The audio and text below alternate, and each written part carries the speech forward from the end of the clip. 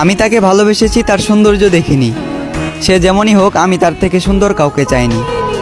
তার মুখ থেকে ভালোবাসার কথা শোনাটা ছিল আমার জীবনের শ্রেষ্ঠ উপহার। আফসোস, এটা ছিল তার অভিনয়।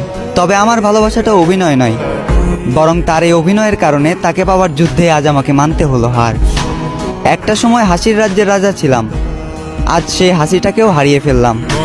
আমি জানি আমি তার প্রথম নয়, বরং দ্বিতীয় ভালোবাসা ছিলাম। তবুও সে চিন্তাবাদ দিয়ে তাকে ফুলের মতো আগলে রাখলাম।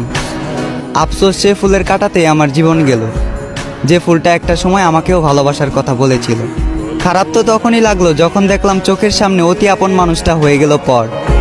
চোখ দিয়ে ঝরলো বৃষ্টি, বুক দিয়ে বয়ে গেল কালবৈশাখী ঝড়।